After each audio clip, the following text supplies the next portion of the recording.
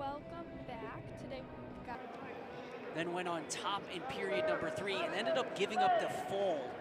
So for him, technique is there. It was just lapse in judgment for a small portion of that third period where he got his head caught and ended up giving up the fall. So I'm looking for a rebound here tonight, if you would say.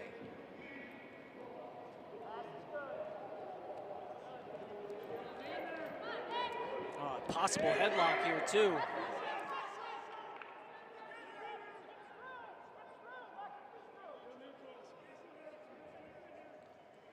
Moore doing a good job. Both guys actually scrambling, but Moore has those feet tied up. And Corday has to be careful. That neutral danger. Back is exposed. You'll hear danger. 1, 2.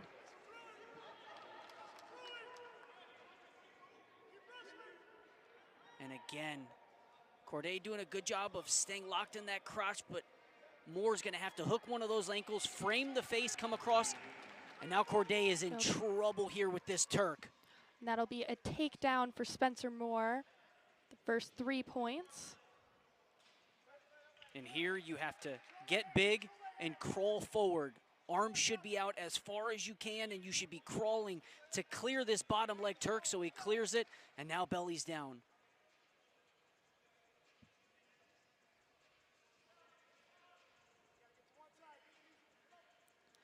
Nearing half a minute of riding time for Spencer Moore right now.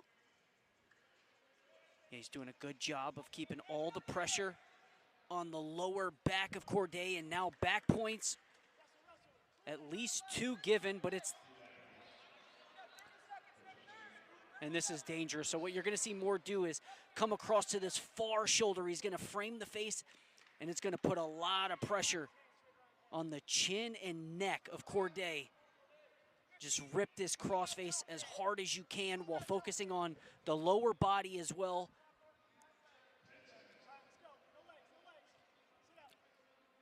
Moore is at over a minute of riding time right now. And Corday still has 0 points.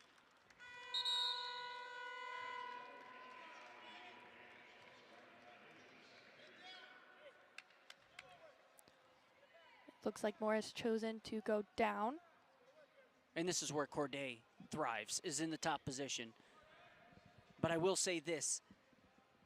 He has to make sure that the left leg comes in first. So he's going to go, he wants to be successful. And there you see that left leg come in. But what he hasn't done is snuck it between the legs. Do you see how it's on the opposite hip, which is on the right hip? He has to sneak it in if he's going to want to get the pressure. And there you see that left leg goes just to the inside of the hip, and that's exactly where he wants to be against the University of Michigan. What happened here was his left leg got caught, and then they came up to the head and ended up picking up the fall. So this is the adjustment that you want to see for the Michigan State Spartans. Great job in this top position.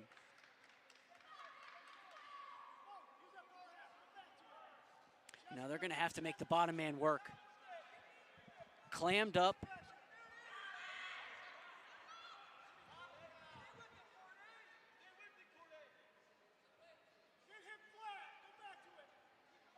And this is where the trouble came from when it switches from left leg in to right leg in.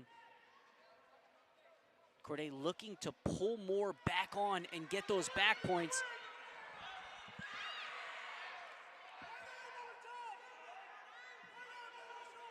And now he's going to go half on the right side. And keep in mind, he does have the wing in on that opposite side. And now you start to think third period, because keep in mind, it was Moore's choice in period number 2, so it will be Corday's choice in period number 3. I could see him going back on top. It seemed to work well for him so far. He might not have scored any points, but he's certainly able to keep Moore from scoring when he's in this position. Certainly. It's just a confidence booster to know that if you need to go on top, you can select that position, and this would be something to get 2 here. And not a single swipe that entire period. looks like Corday is going to go on bottom this time. This could give him the opportunity to get an escape point right off the bat. Yeah, but you have to have the initial move. The first move has to be up. It can't be head down. And once that happens, you're already fighting an uphill battle. So Corday now allows that left leg to come in.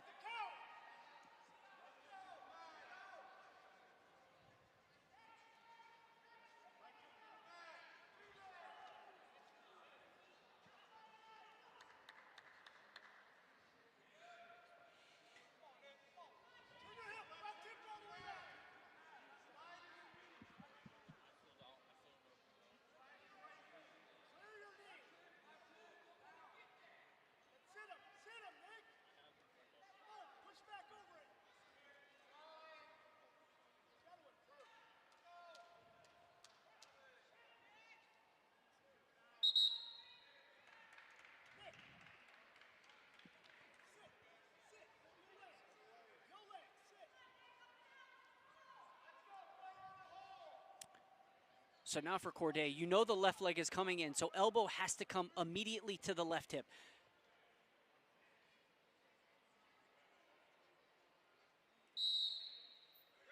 So he sits well, but leaves the left side exposed.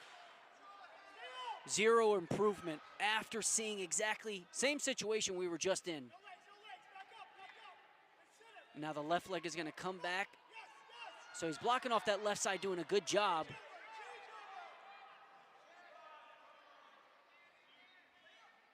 There's 40 seconds left in this last period.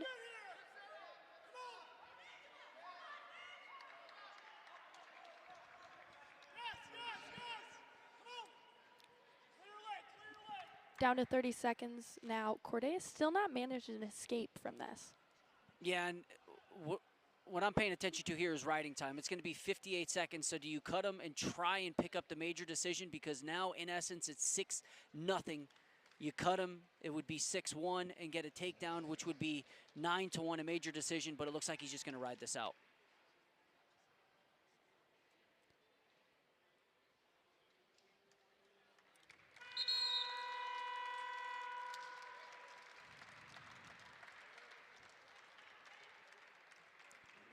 And with that, Moore takes the first match of this duel, and Illinois will get 3 team points.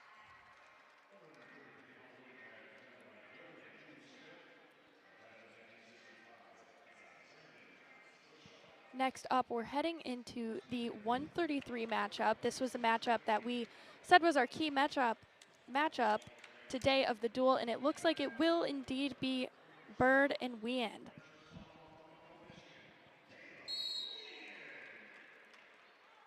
Yeah, and Wean's a guy who was a 25-pounder for the last few years. And just before the American duel, they made the decision for him to bump up from 125 to 133. It just got to be too much of a weight cut for him to maintain 125 pounds. And you're starting to see him really come into his own. I knew it would take some time for him to get up to speed with 133. The speed's different. The strength is different. Everything is different. But he has really impressed me over the last few matches. So far able to stay neutral.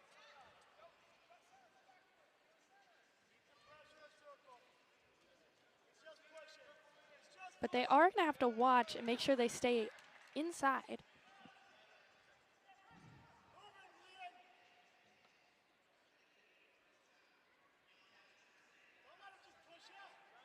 It's going to be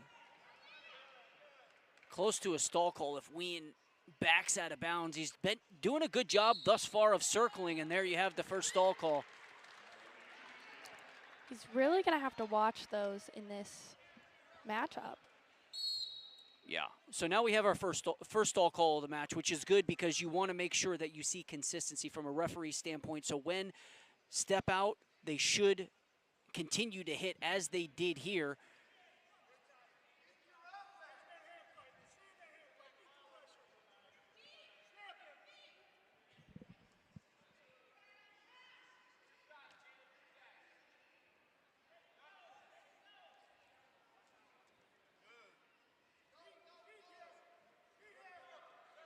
And again, he's going to get hit with stalling if he doesn't circle to his left.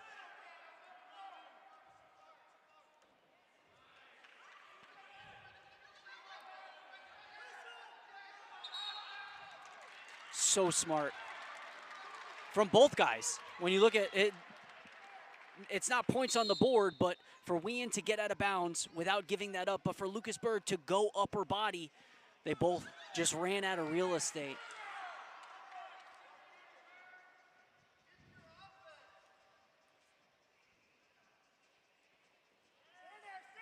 Under a minute left in this first period here, and both have still managed to remain neutral. There's no points on the board yet.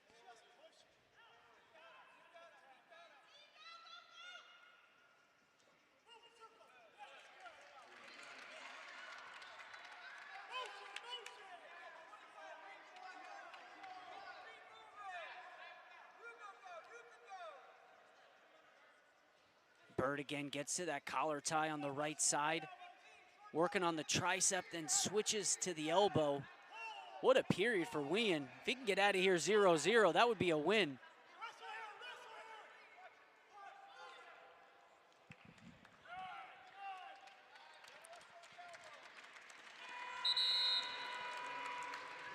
They're going to end that first period 0-0, and that's just amazing. Bird is ranked first in his weight class across the country, and Wean is currently unranked. Yeah, reigning national champion, 0-0, first period. There are no moral victories, right, in wrestling, but we'll take it for what it's worth. Now Wean working inside thigh pry on the right side, goes claw right on the left, now switches sides. And Lucas Bird looking to sneak out that right elbow.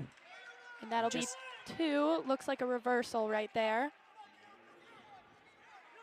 Just slow, methodical, nothing is rushed. And look at this bow and arrow. Oh!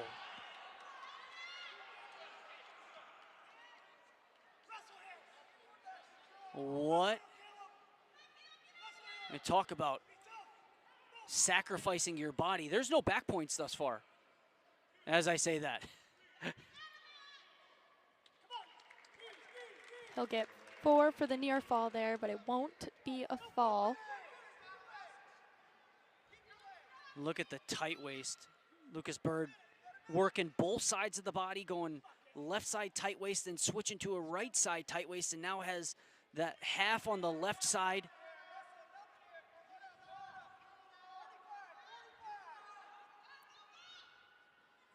Bird is racking up that riding time there, just about at 45 seconds, but Wean is still trying to fight his way out of this. And that's, again, inconsistent call. You talk about what they were calling in the first period when there was 40 seconds for Moore on the bottom, and then on the flip side, 40 seconds for Nick Corday on the bottom. That call wasn't called in match number 1, yet it's called in match number 2. It should be consistent. I don't like it.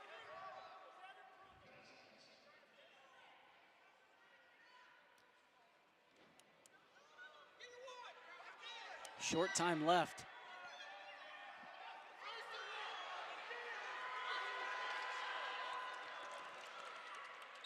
And that will be...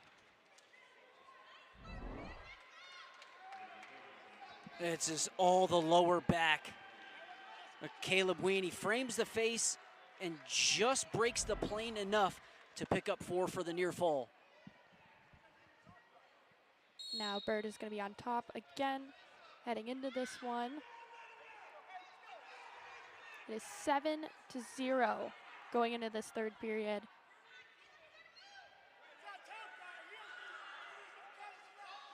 I mean, pretty similar if you look at Lucas Bird's match against Brandon Morvery out of Minnesota, 7-1 victory. And he was slow in the first period, then picked up the steam in period number 2 and 3, but just always in control. So smart with how he does. And then we saw that quick escape there. It looked like Bird kind of let Wean go. And then another stall as they went outside again.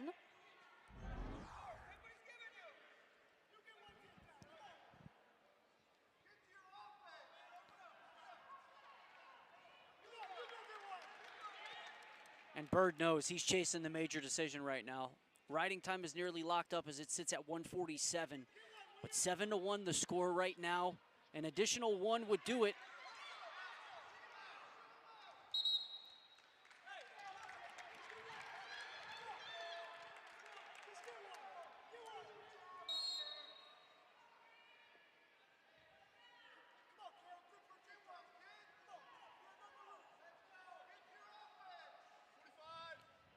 .45 seconds left to go in this third period here, with Bird at 7 and Wean at 1.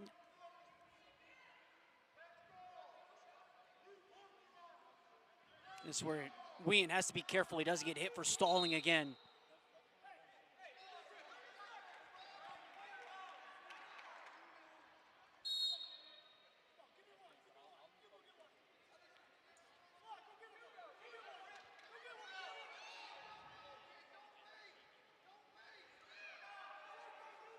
Hit him with stalling again here.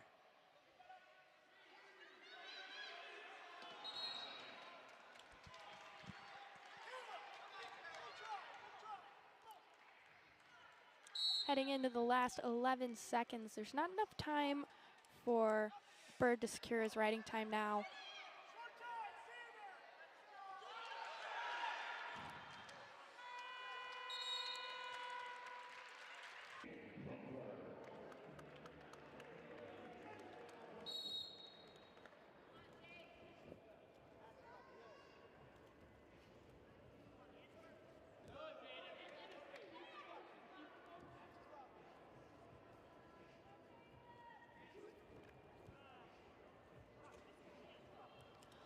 Welcome back from break. We have the 141 matchup here. We've got Jaden Crumpler from Michigan State and Danny Puccino for Illinois. Puccino is another one of the ranked wrestlers for Illinois.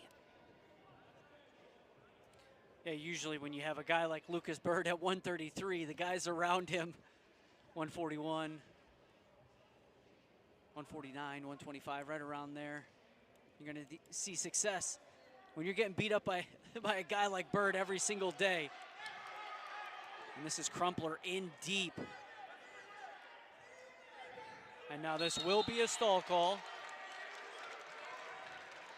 And they hit green with stalling.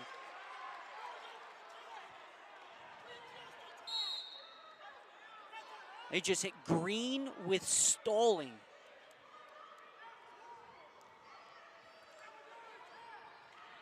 Off a Jaden Crumpler shot, high crotch attempt, drive out of bounds, stall call coming, unbelievable.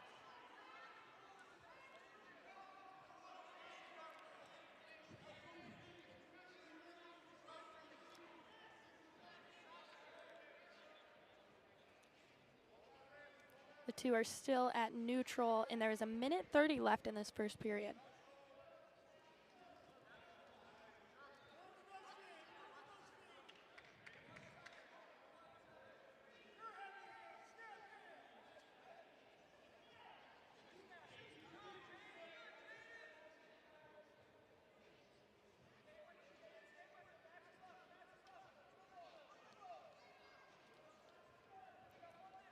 This is starting similarly to how we saw the 133 start. No points, staying very neutral.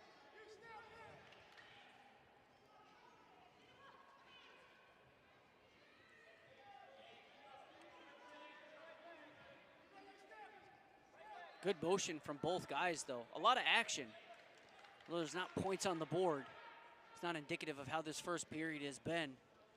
Puccino yet to touch his knee, but keep in mind he does have that stalling advantage despite not touching a single knee yet. Now snap down attempt.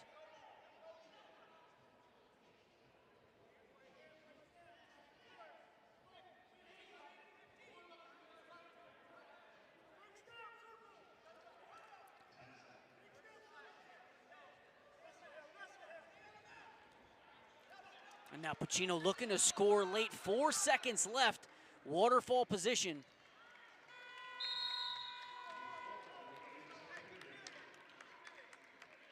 And there will be no points awarded there. Yeah, so he gets to a high crotch, and look at this is no different than what Lucas Bird did at 133. The only difference is it was Lucas Bird as opposed to Jaden Crumpler. No, from a situational standpoint, nothing changed outside of the call. And Crumpler chose down here. Could be looking for that quick and easy escape point here.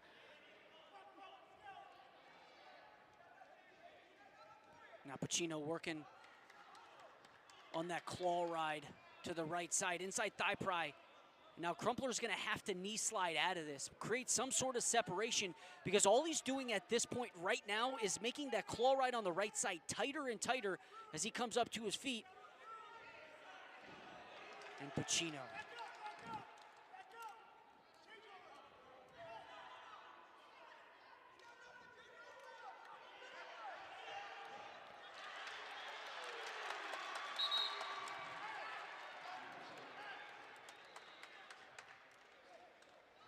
That'll be 2 for Crumpler. Yeah, it's the right ankle. That's not good. Oh, that's not good.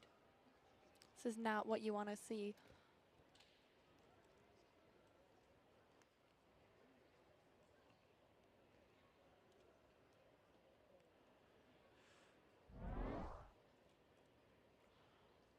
Oh, as that right ankle got trapped and immediately.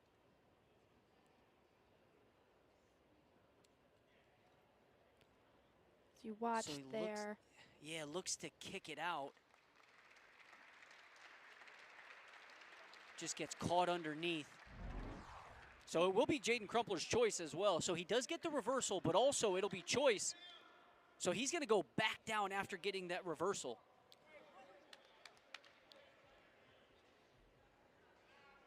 Perfect opportunity. So now for Jaden Crumpler, you have the understanding that the right leg cannot be a post leg. There is no stability on that right ankle.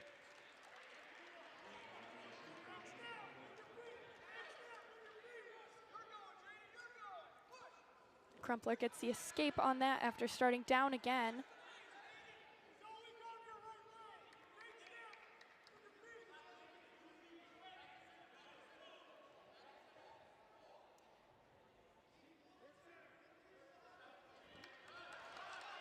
Shot attempt for Crumpler.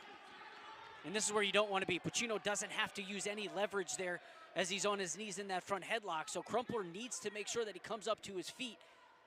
And he wants Pacino to take a shot if he has to score from an offensive standpoint. But this has been the knock on Jaden Crumpler. If there's one disadvantage that he has, it has been his conditioning in the second and third period. And that'll be 2, a takedown for Pacino. Or 3, a takedown for Pacino. Does look like they're counting. It'll be a 4 near fall. But so it goes high crotch, roll through. And this is where they call the 2, so you have control there. And now they go out of bounds. That's clear right there. So they go out of bounds, so they have to stop the call once you go out of bounds. So let's see. The challenge brick was thrown by head coach Roger Chandler for the Michigan State. So that'll go to official review there.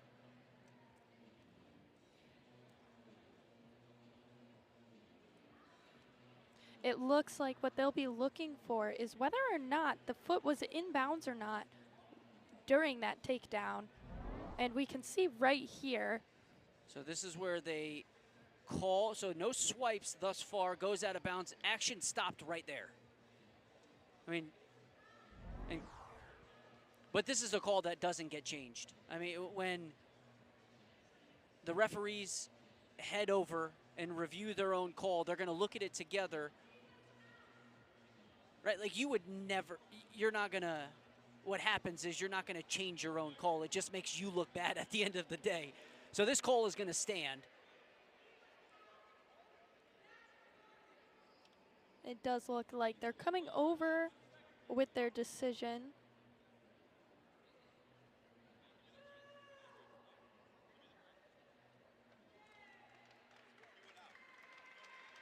And there is no near fall.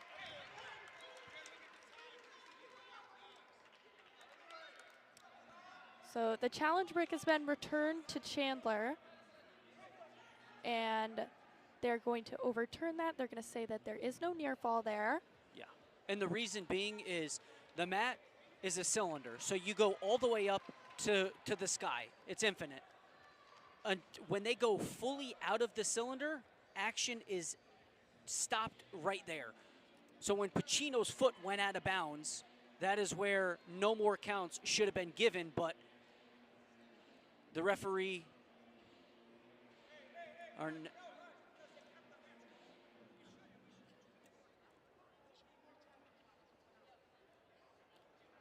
They are now adjusting the time on the clock here in this second period. Right now it says 13 seconds, but they are going to change that. And when wrestling resumes here, they'll be tied at 3-3 each. Yeah, so pay attention to the left foot. Once that left foot leaves the white surface area and goes onto the green, great shot right there from our camera crew to see. That action should have been blown dead, and we come back. Crumpler will be in the down position, but that was a three-point takedown, so 3-3.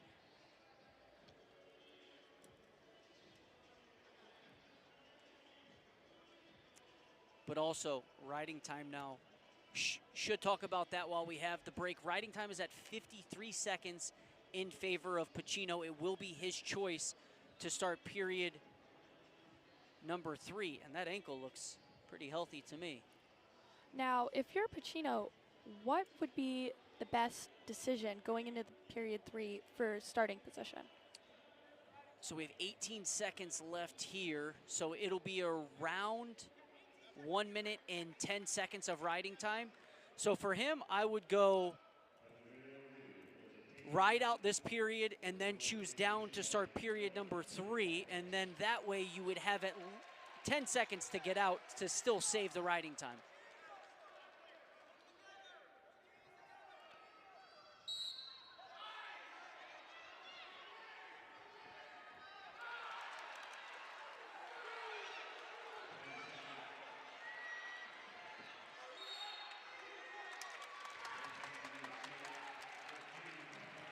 There will be 1 point for Crumpler there with the escape.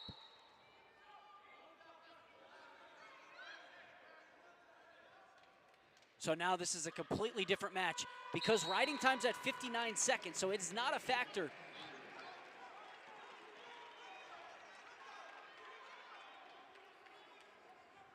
It looks like Pacino will choose down for this third period. So now Crumpler just has to stay on top for as long as possible. Key here is 1, not 2, and not to give up a stall call. There'll be an escape point for Pacino.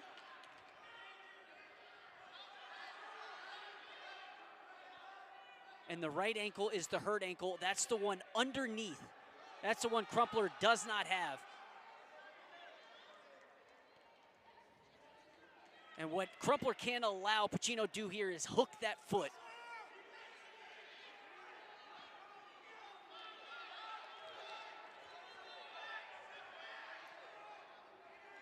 Still neutral here, nearing 1 minute left.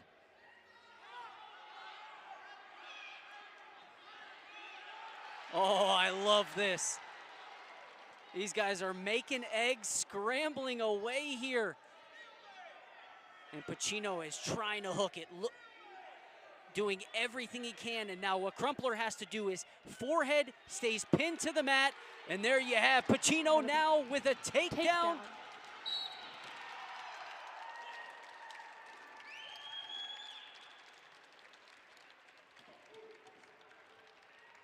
And that will be a pin for Pacino.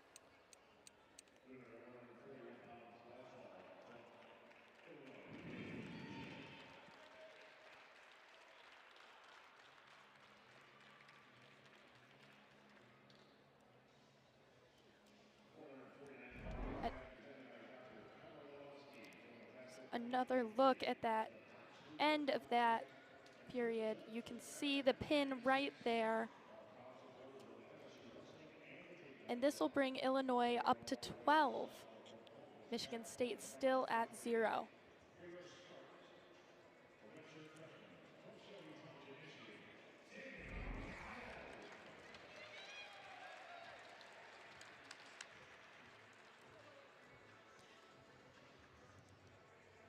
And now we have 149. We've got Sammy Agnello for Michigan State. And it looks like for Illinois, it will be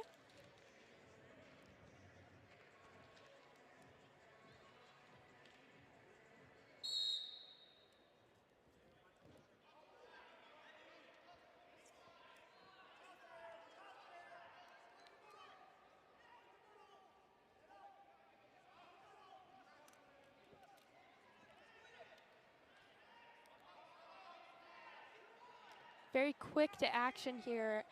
Different than the other periods where there was much time neutral on their feet. These two immediately went down to the mat. Agnello coming out looking, I think he's ready to push the pace here.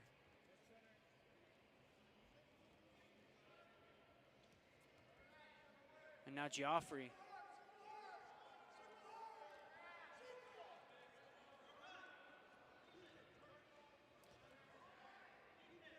Fighting to stay in bounds here to avoid a stall call. That'll be a stall warning on Illinois there. And Illinois, it's not the correct way to call it. And Illinois is now over there, and they're wondering how it's being called. Michigan State's wondering how it's being called. It's just,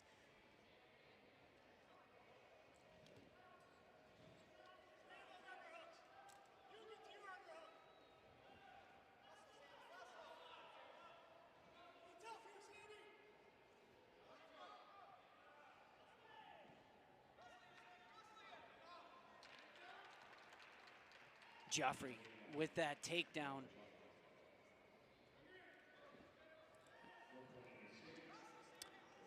That'll be an escape for Sammy Agnello.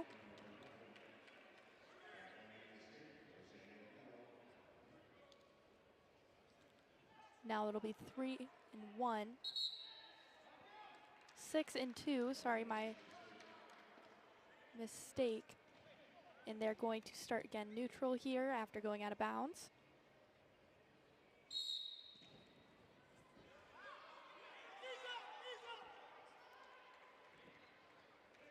And that'll be a takedown for Geoffrey, bringing him up to 9-2. Yeah.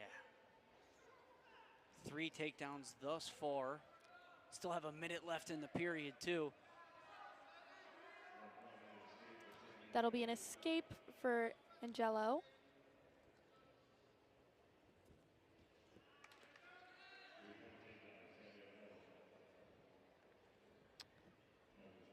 And another takedown for Illinois.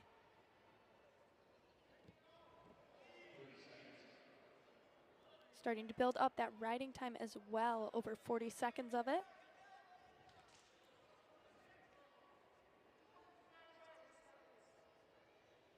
With these 3-point takedowns, you can open up a match quickly. 4 takedowns in period number 1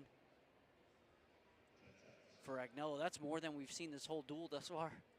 More takedowns in this period than we saw in the opening 3 matches. Yeah, this match has certainly been different than the first ones we've seen. A lot more action right off the bat. While the other ones seem to stay fairly neutral throughout that first period, we're already at 12-3 heading into the second.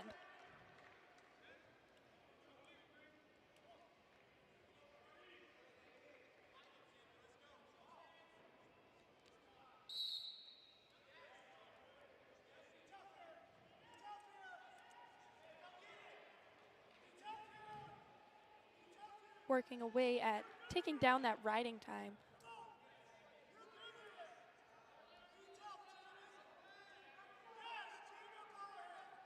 As where a roll is coming and it becomes dangerous for a reversal. And that'll be an escape point for Geoffrey.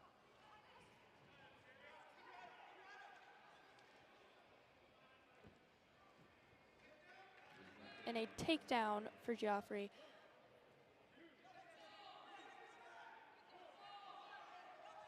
And that'll be a 4 near fall.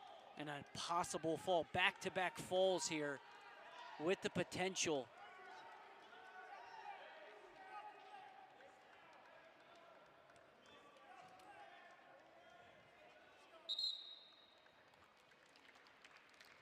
and they're going to award a Tech fall. tech fall on that one. 20-3 in that matchup there.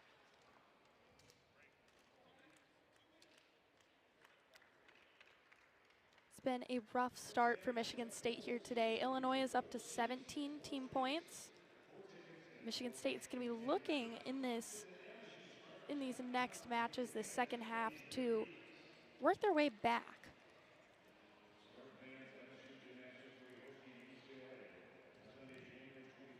Their next matchup is going to be the 157 weight class. And we're picking back up with 157 weight class. Illinois is leading team points 17-0 heading into this matchup. We see Darius Marinas and Ryan Bennett taking the mat here, staying neutral.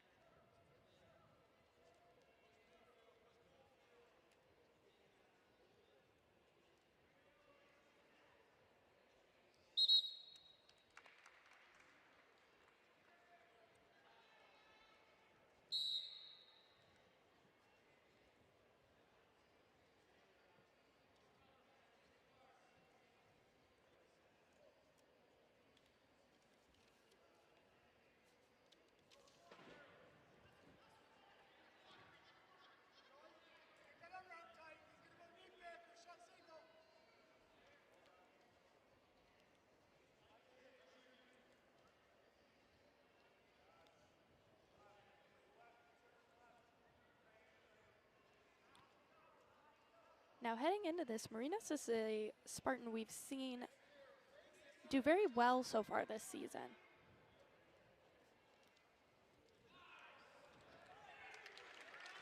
And that'll be a takedown for Bennett.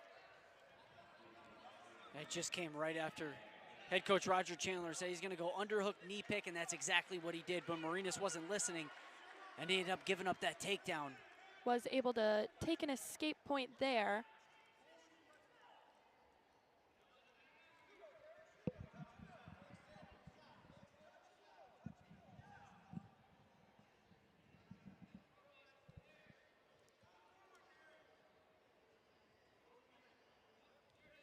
Again, underhook throw by.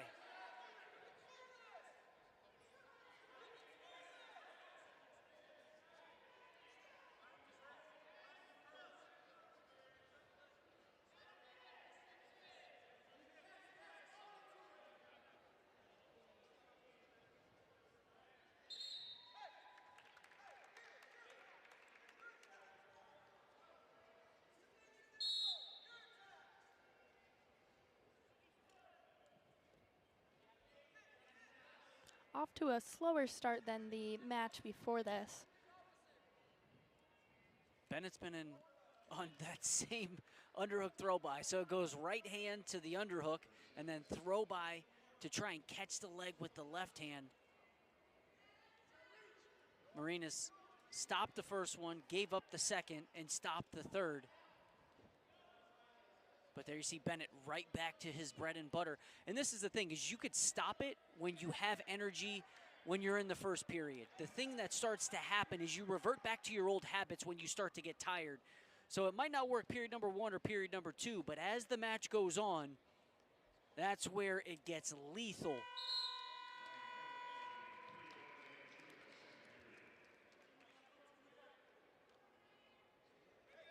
And Bennett is going to pick down. Heading into this second period, he's still up by 2 points.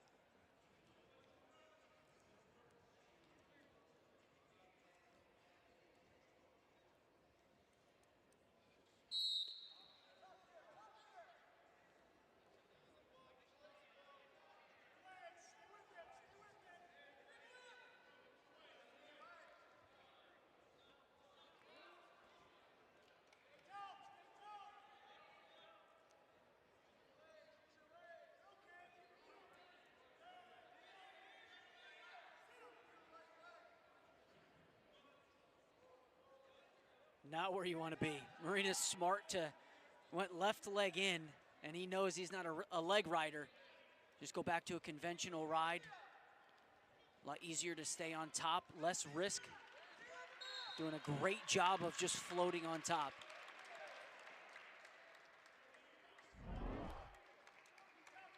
Shelved it perfectly, got it up to his armpit, drove Bennett out of bounds.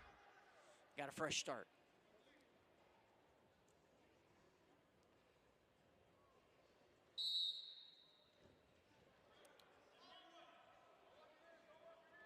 Bennett with a Granby-esque roll.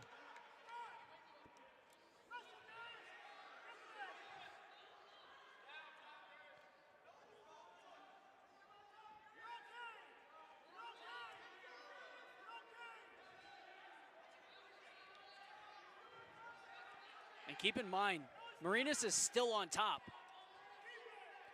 He's still gathering that riding time there. Yeah, he is. This is where you sacrifice the stall call. And they gave a stalemate.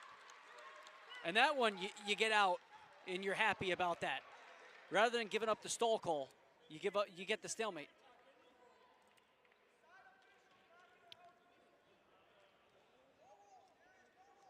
And Marinas will start on top again because he was still in control through that entire sequence.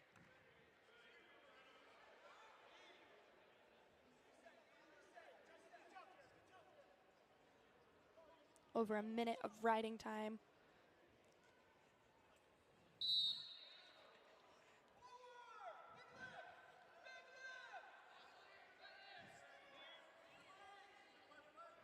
Oh, he just sits to his rear end. And what Bennett has to continue to do is work his hips down. So he wants to keep his rear end on the mat as much as possible and create that separation, and there he has it. There's that escape for Bennett, putting an end to Marinas' riding time that he was able to gather so much of there, just under a minute and a half.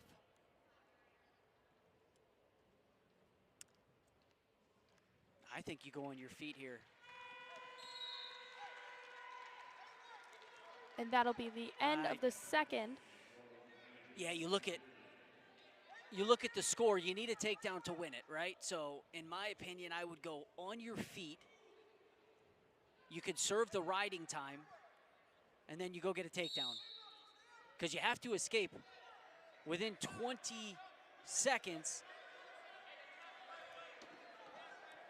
And there he has it.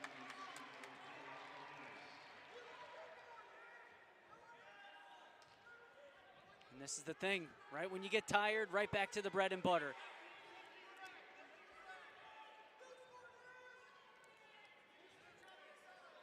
Still no control here yet. But Marinas at some point is going to have to be the aggressor. He's down 4-2 here, and he needs a takedown. And thus far, it's been Bennett scoring off of his shots rather than the flip. Looks like another stalemate, and they'll go back to the center.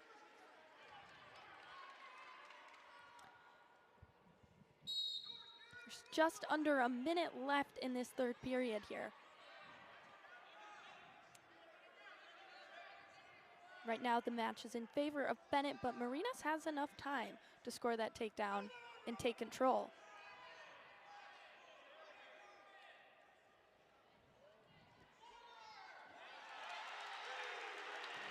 And that'll be that takedown that he was looking for. 3 points to Marinas. Beautiful job. And that was actually off of Bennett's shot. But Bennett was caught on his heels. Marinas was on his toes. And he has to have a smart ride here. Anything. And that's going to be a fall for the Spartans. Put 6 on the board. Cradled him. Where did that come from? And that is exactly what Michigan State needed after fighting hard through those first few matches. And now Marinas giving them that fall. You can see, again, those first 5 matches, and there were 2 decisions, 2 falls, and 1 tech fall, with Marinas being that first opportunity for Spartan points to get on the board. And here, we are going to see that second half where MSU has the chance to fight their way back, or Illinois can keep the momentum rolling.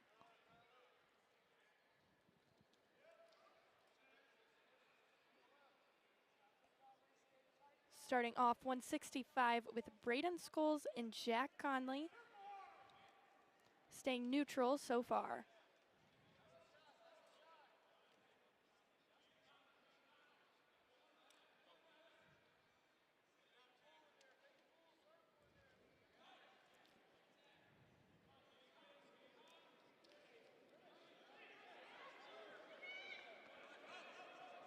A shot there by Conley. No points awarded yet. Control has not been established.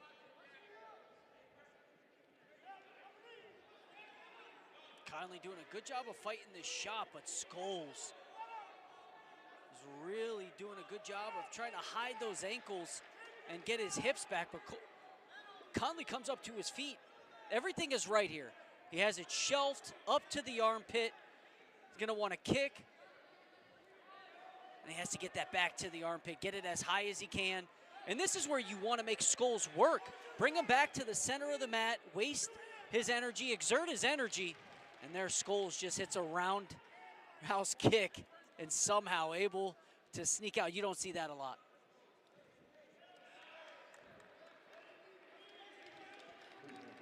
And that'll be a takedown for Scoles there, 3 points.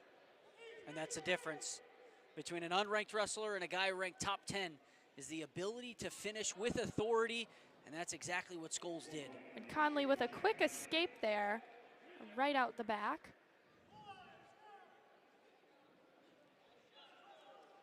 Now Scoles again, swing single. He's gonna wanna take this left heel and put it on his left hip. What that'll do is clear that That'll whizzer. be another takedown there for Scoles. Bring him up to 6. Yeah, Scoles does have the half and the bar arm. Still working on the bar arm on the left side.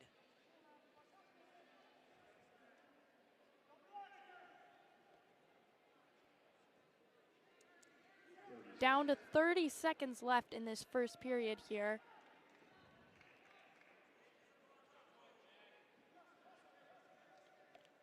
They're gonna have to be careful that they don't go outside right here.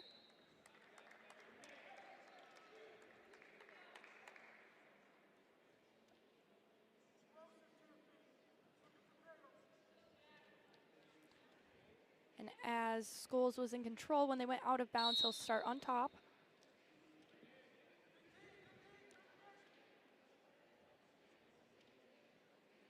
Conley posting with the right hand. Scoles is gonna have to lock that out.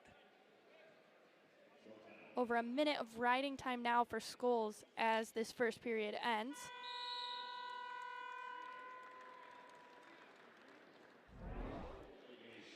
Scoles gets it shelved to his left hip, clears the whizzer from Conley, and picks up that second takedown of period number 1.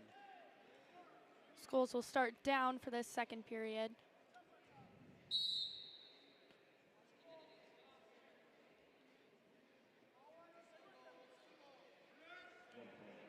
And manages an escape point.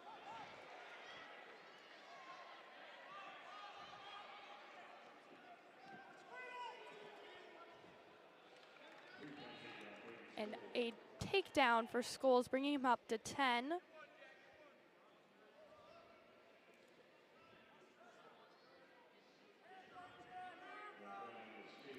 An escape for Conley there.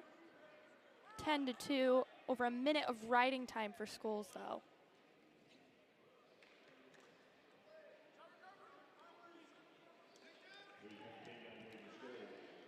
That'll be another takedown for Scoles there, bringing him up to 13.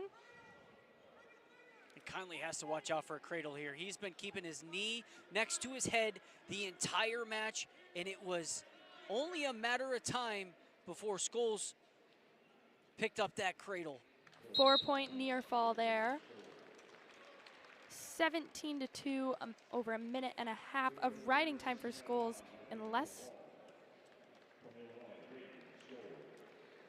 And I stand corrected. That will be the match there. Braden Scoles will win by a technical fall, bringing the score up to 22 Illinois, 6 MSU.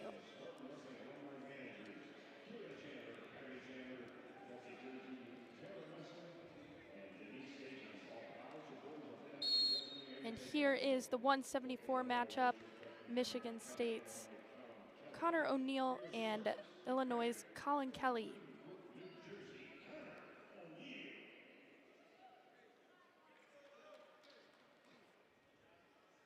Staying neutral so far.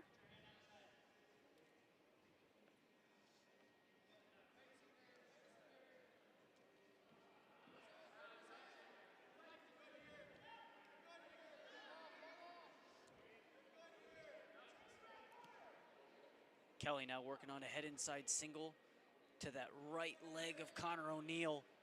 And look, he's helicoptering his hips. So what you're going to do is you're going to put your hands down to the mat. And the most important hand is going to be that left hand, as that would be the post hand that you use to circle around. O'Neill does get the stalemate.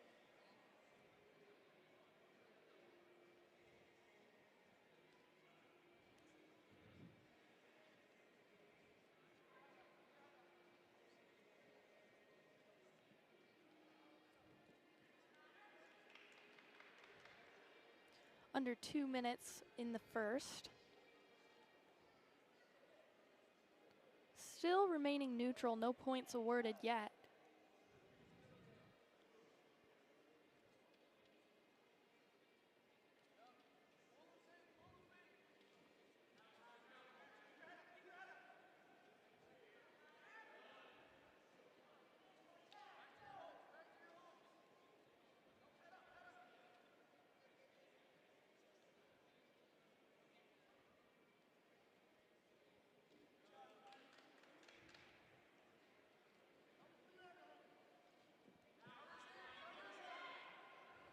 And look at that adjustment. Period number one, early on, same shot. The difference was Kelly stayed low and tried to finish the shot, helicoptering his hips. But at this point, he came up to his feet. That'll be a takedown there for Kelly. And now pay attention to the knees. This is important here when you have the Turk. It's going to be left heel to the sky, and you're going to pinch your knees as tight as you can, and you're going to come across the face with the right hand to try and frame the face to pick up the Turk in the near fall. And the bottom wrestler doing a good job of just crawling forward. But Scoles has that bar arm on the right side. Under 30 seconds left in this first period, and Kelly is able to get nearly 40 seconds of riding time so far. Would be massive here if O'Neill could get one at the end of the period.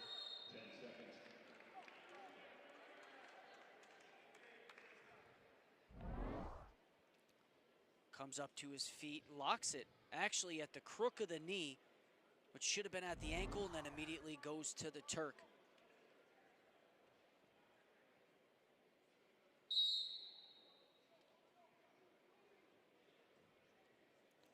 O'Neill sits, comes up to his feet, but not enough time in period number one. And that'll end the first period with 3 points for Kelly, none for O'Neill, and just under a minute of riding time. Kelly will start down here with O'Neill on top.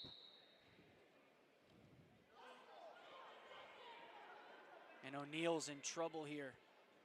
So you see Kelly working to get that right foot to his opposite hip, and he's pulling it, and what that's doing is that is now bringing O'Neill to the right side of Kelly's body. He's going to take this thing up to his feet. And for O'Neill, you got to be smart here. You got to kick away, find a way just to give up one instead of the two.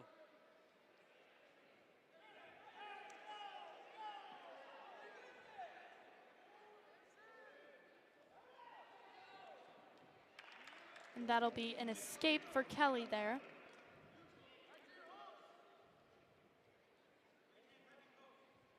O'Neill was able to take down the riding time, though, down to 15 seconds.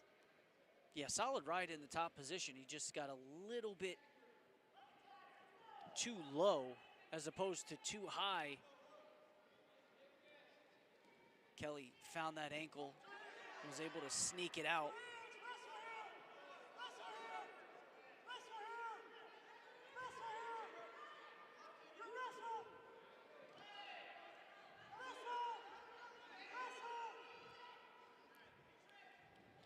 Just amazing. The adjustments that the Illini are making, the mid-match adjustments are always going to be key. You So saw just that impressive to see. takedown there by Kelly, bringing them up to 7. He'll have a chance here to fight back that riding time that O'Neal was able to take away in the beginning with 10 seconds to go in the second period.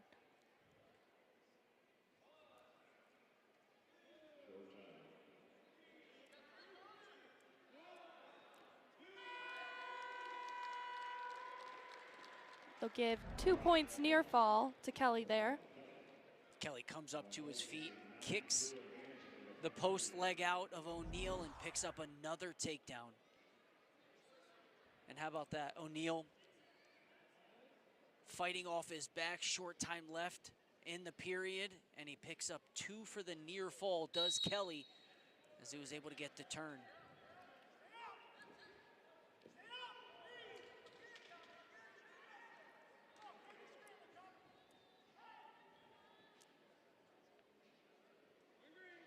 That'll be an escape point for O'Neal right there.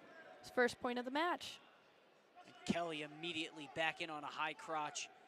He's going to want to post, come up through the middle. He's going to switch aside, and you're going to see him take that left heel and try and hook one of the legs if he can't double off on this shot here. This is an awkward position, but what Kelly's so smart here to do is circle back towards the center, and look at that. Just enough real estate left. Looks up, just amazing. That'll be a takedown for Kelly, followed by an escape point for O'Neal, bringing them to 12-2.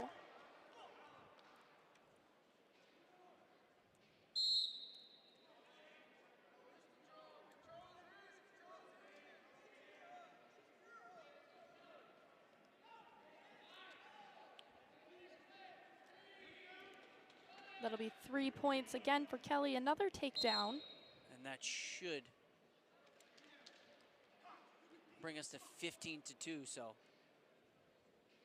let's see if they allow Kelly to cut O'Neal or if he's going to ride this period out. Yeah, they want him to get one more. That'll be an escape point there for O'Neal.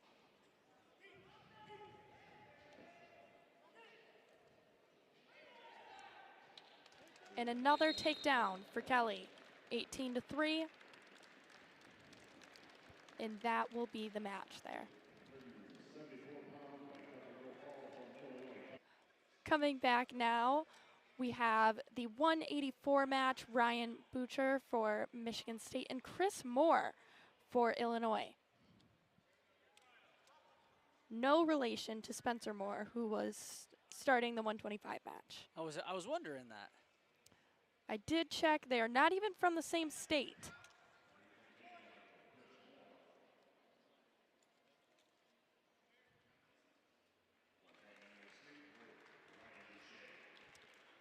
A quick takedown by Moore, followed by an escape from Buché.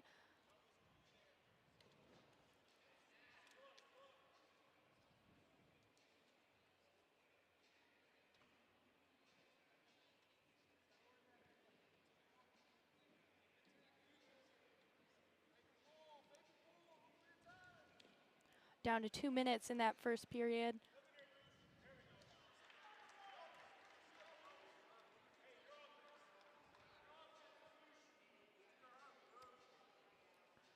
Moore has managed a few seconds of riding time there. Still under 10 so far, though.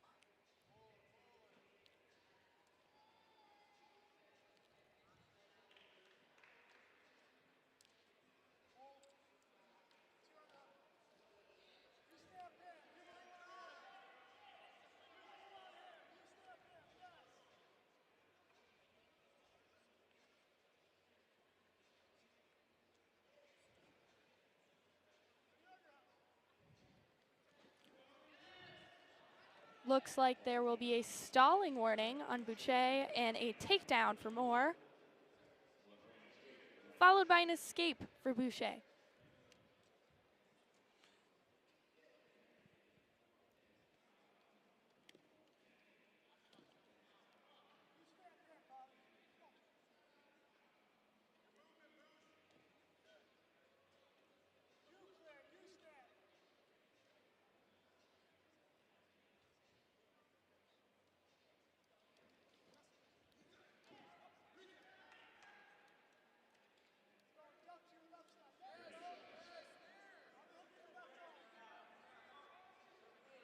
.25 seconds to go here in this first period.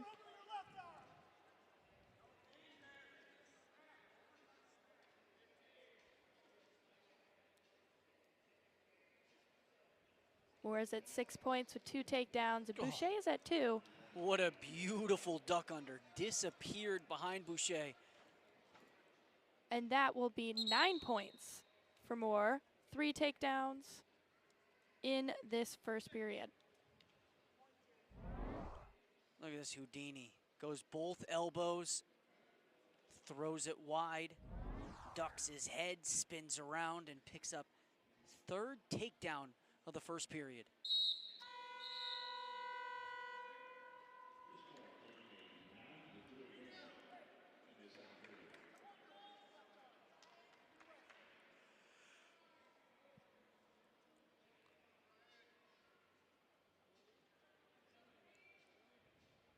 Moore is going to start on top here for the second period. Give him an opportunity to get more of that riding time. He's still at 20 seconds.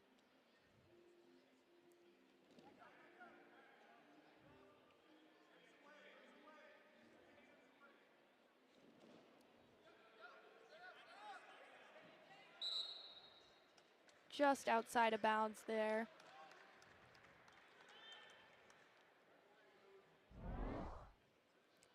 Big lift on the out of bounds line, down with authority.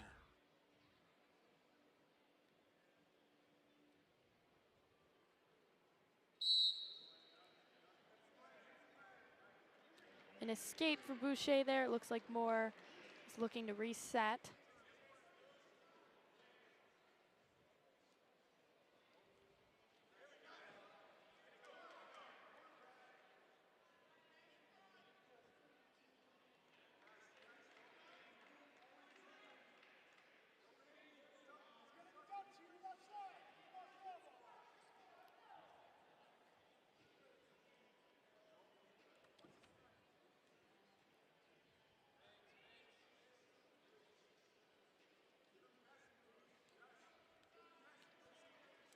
That'll be a minute left in this second period. Moore at 9 with 3 takedowns. Buché with 3 escapes.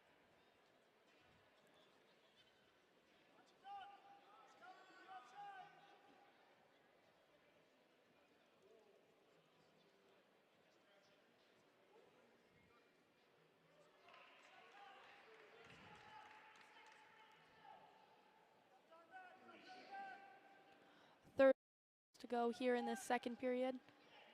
Still neutral.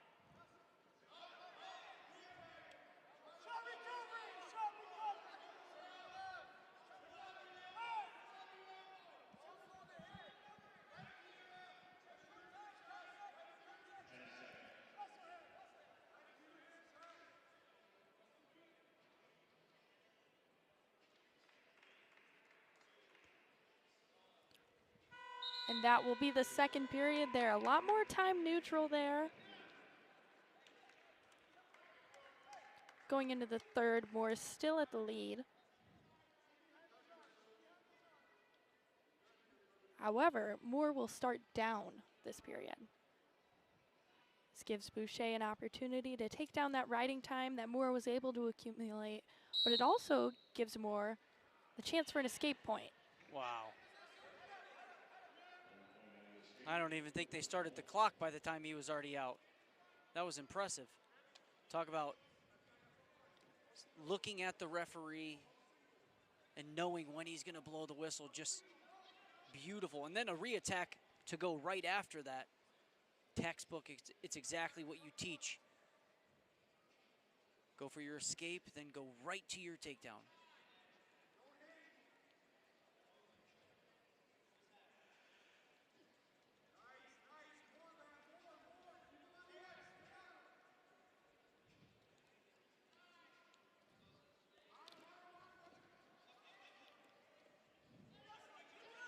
Looking for another takedown.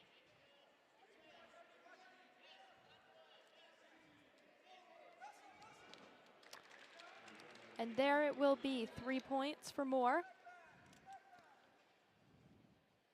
Under a minute left to go in this third period. Moore is at 13 and Buché is at 3. Would be another bonus point victory as well. Picked up 6 at 141.5. Before we finish that thought, take a quick look at this replay. Look at that left hand. Left hand comes up, right hand goes around the hip, and he trips to pick up that takedown. But bonus points at 41, 49, 65, and 74. So thus far, Illinois has 6 wins, 4 coming via bonus points. It's hard to win duels when you give up bonus points. It's just tough.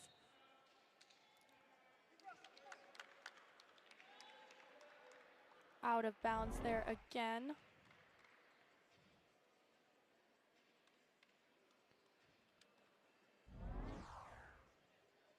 Over a minute of riding time for Moore here and 31 seconds to go.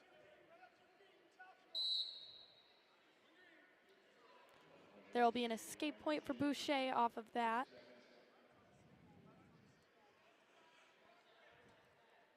Making the point differential 9 now.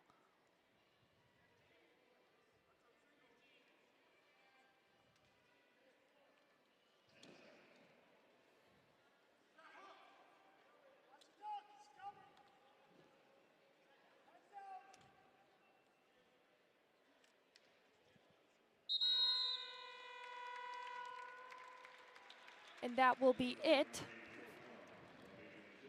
for the 184 weight class. Chris Moore is going to be the winner by major decision.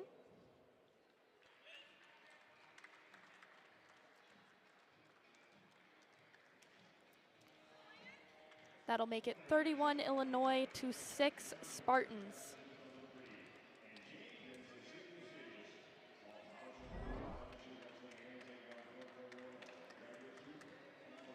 Here's another look at that.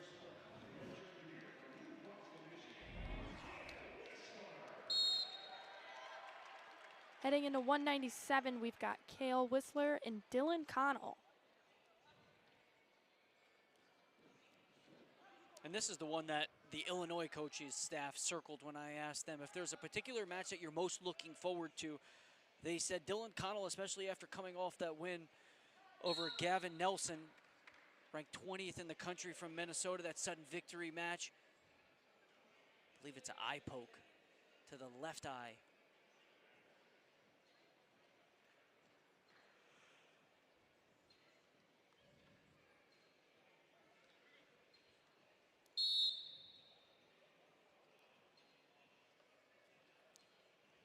But back to what I was saying, Whistler's a guy who has significantly improved. Last year, sat out of the lineup. The year before, a guy who was ranked top 30 in the country. You're seeing that here again. Looks like Connell's still having a little bit of an issue with that eye there. Oh, high crotch attempt right off the break, and it is the difference between these two teams is the finishing ability of Illinois compared to the finishing ability of Michigan State. When Illinois gets to that second level right away, they're shooting with the intent to score rather than shooting with the intent to get to the leg.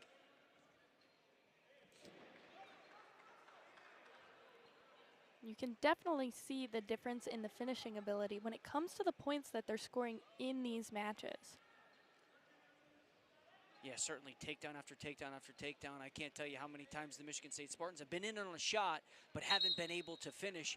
Whereas on the flip side, Illinois gets to their shots and they are immediately up to the feet. Look at this. He comes up to his feet and he's finishing with authority. So I can tell you right now, the difference is when you look at the drilling, right? When you're not finishing your shots, when you're not coming up to your feet, a lot of your shots in the room are being finished down low. So that is an adjustment that the Spartans have to make as a team moving forward, is when you're drilling, you have to come up to your feet on your shots.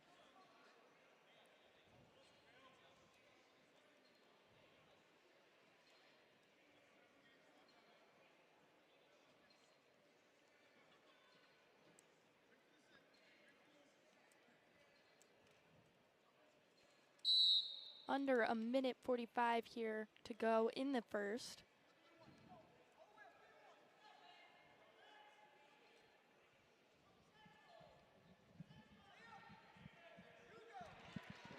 And that'll be an escape for Whistler there.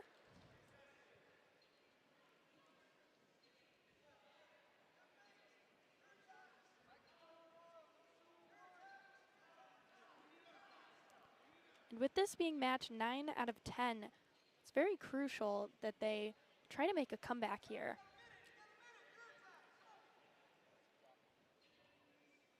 Yeah, especially you think back to the Michigan duel as well.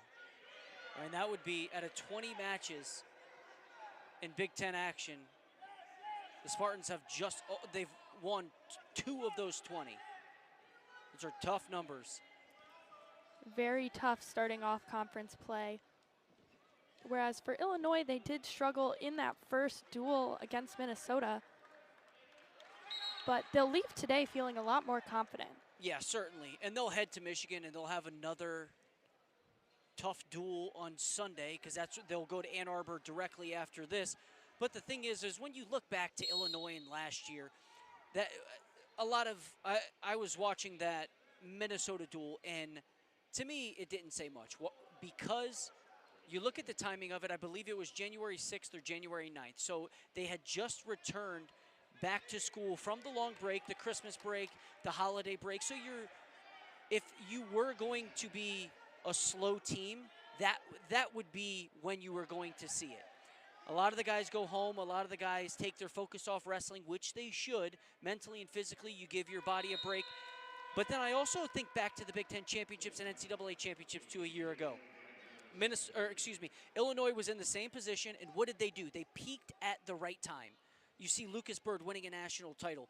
Poeta had these guys clicking on all cylinders. So what are they doing this year? They may not be peaking in January or February, but March, the Fighting Illini will be ready to compete at the NCAA championships.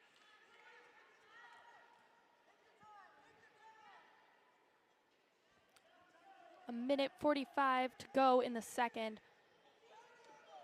Whistler is ticking away at Connell's riding time here.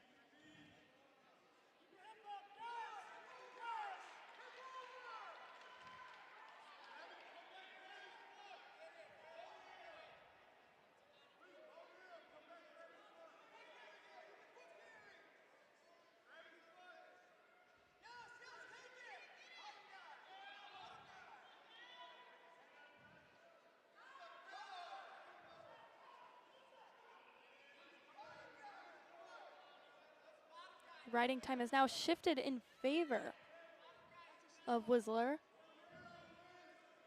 Under a minute left in the second period now.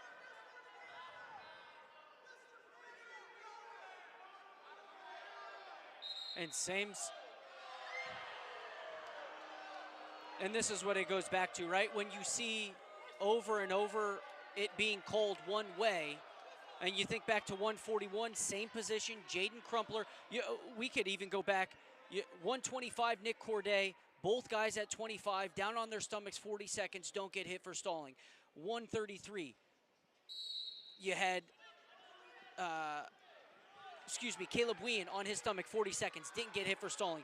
Then 141, they changed the way of how they were calling stalling, and you get Pacino with the stall call. Then here you don't get a stall call. So 4 different matches, 4 different ways it's been called, but there you have it, the stall call number 1 for Cale Whistler.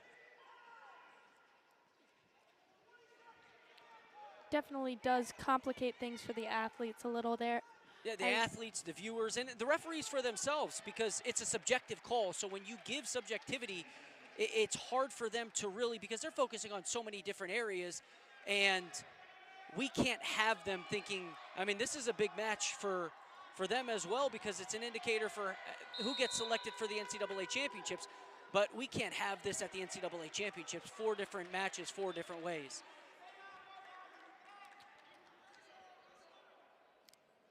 They're going to enter the third period here. No scoring since that first period, but Whistler was able to bring that riding time up to over a minute.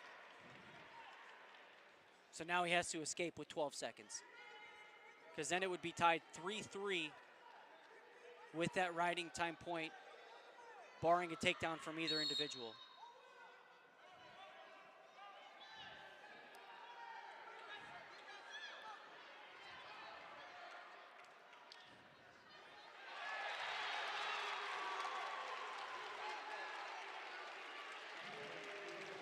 And that'll be a reversal instead of an escape there, bringing them up 3-3.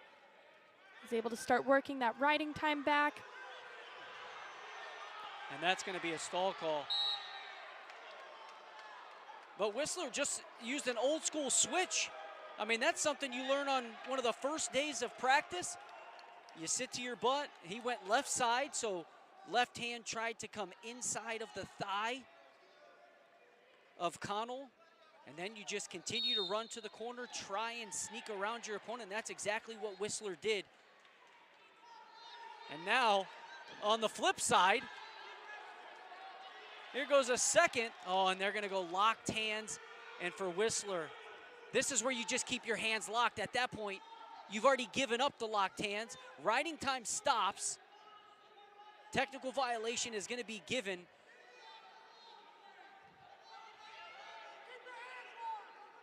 And that's what the coaching staff for Michigan State's saying. Keep your hands locked, but Whistler already let his hands go. Oh, a 3-point reversal, something you can't do.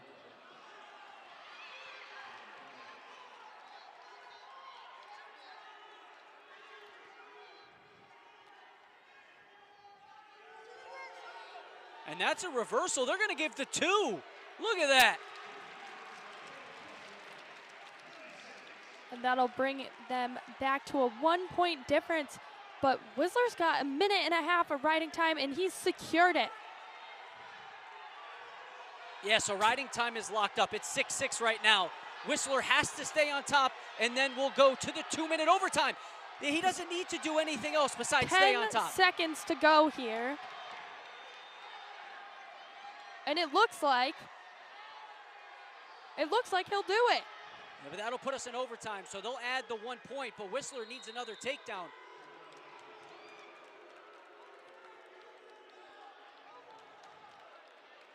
6-6, going to overtime, our first overtime period of this duel today.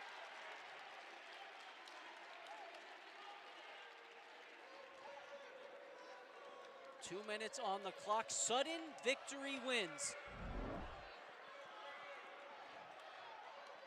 This is the reversal, and that's where Whistler locked his hands, let go, realized it was wrong, then relocked them.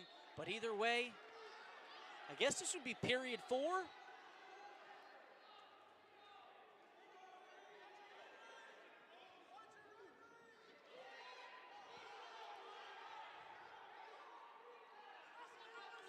And Whistler has to get off his knees. That's the most important thing.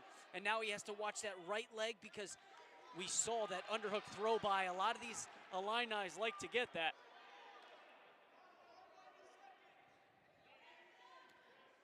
A minute and 30 to go.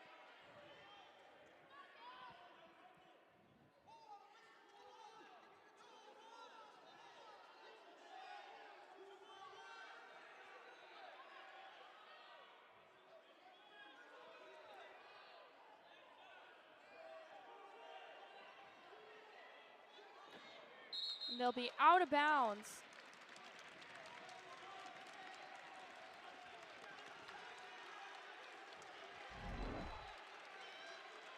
Just out of bounds with that left foot. If any part of your body touches the non-mat surface, then they're gonna automatically blow it dead. And now we have a right eye poke for Whistler. I was gonna say that this has been a very even match. They've really complemented each other well, for lack of a better word, in terms of how they've been playing. And it looks like they've complemented each other in the eye poke department too, starting off with that one to Connell. A little bit of payback, right? Under a minute to go in this sudden victory period.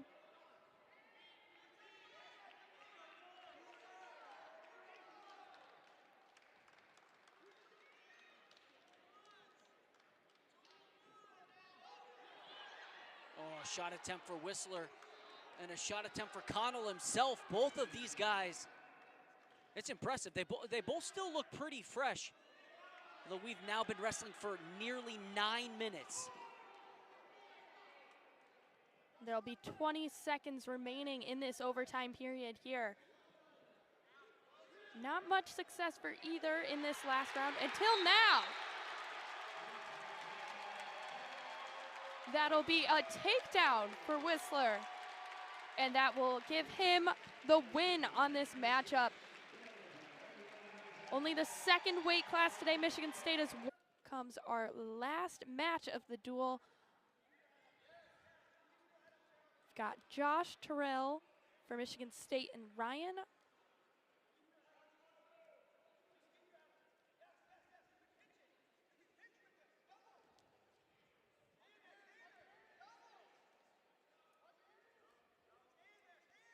staying neutral so far.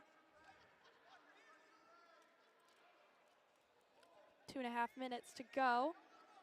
They are nearing the out of bounds right there, and they will go out.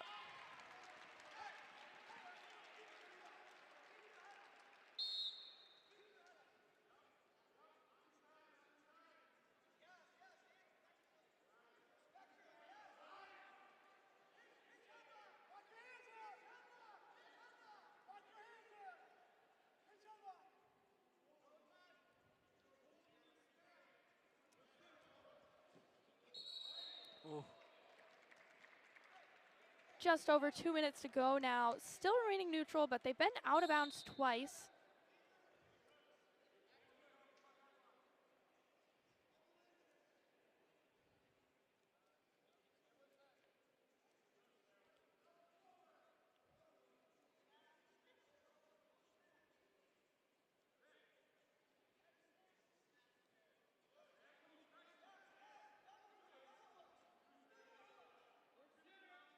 Lends itself for another potential stall call here.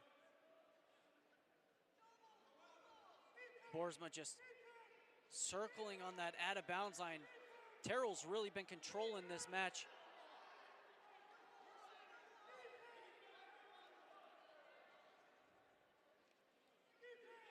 With that right side underhook.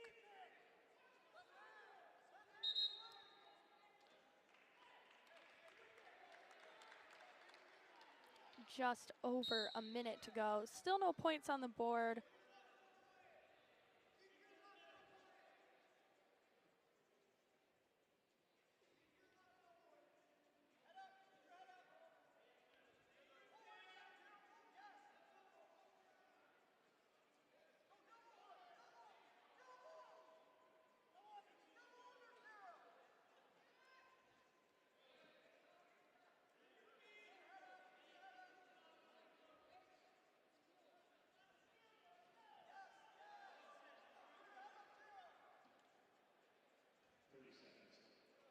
There will be 30 seconds remaining in this first period. Still no points. Terrell back to that right side underhook. And a side note, how about the height on Boersma's socks? Taking into account his foot as well, those things have to be 3 feet long, nearly up to his knees. Those are some of the tallest socks I've ever seen, and I have a teenage younger brother, so I think I know tall socks.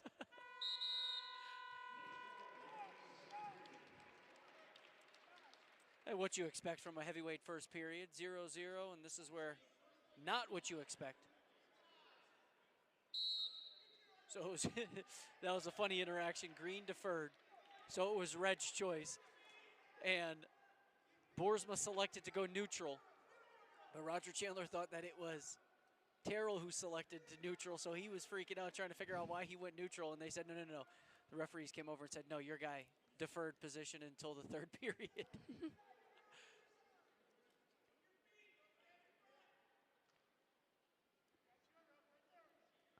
There will be a minute and a half remaining in this second period. Still no points on the board, still neutral.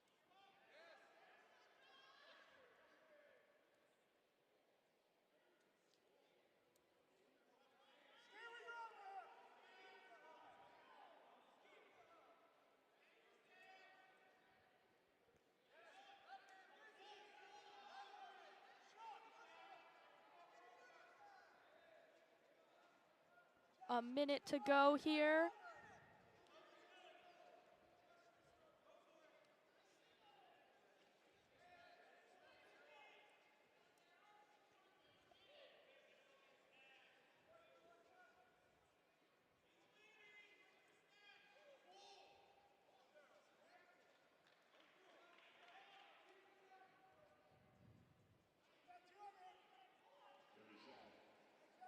Still no points for neither Boersma or Terrell,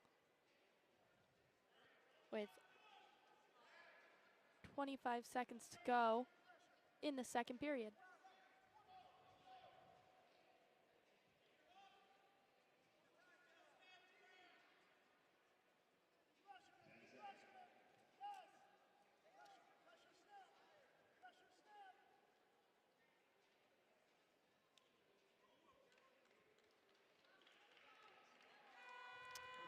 And that'll be the end of the second period there. Still no points on the board. Looks like Terrell will pick it down after deferring. Puts the match in his hands now. 1 point wins it. And there is that escape point. Big man with a Granby roll.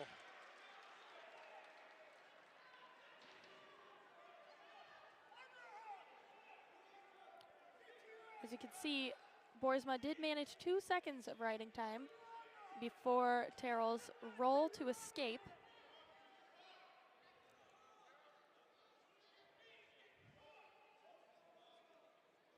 There will be a minute and 30 left in this third period.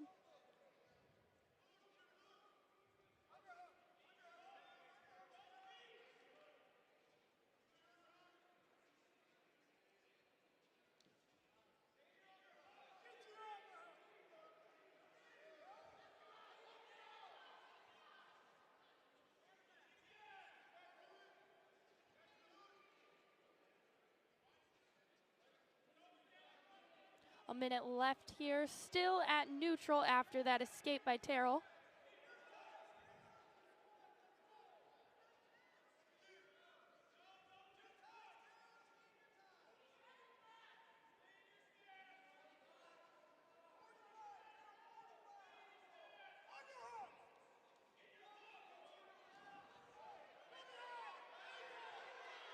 And now Boersma with a shot attempt. Trying to steal this match.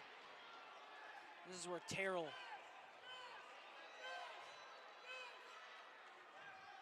And this is what he doesn't need it. He just needs to pull this down and get Boersma's head on the mat.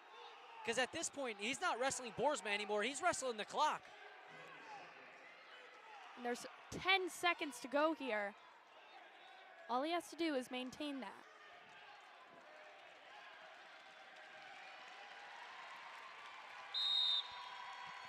And that will be it, a win by decision for Terrell.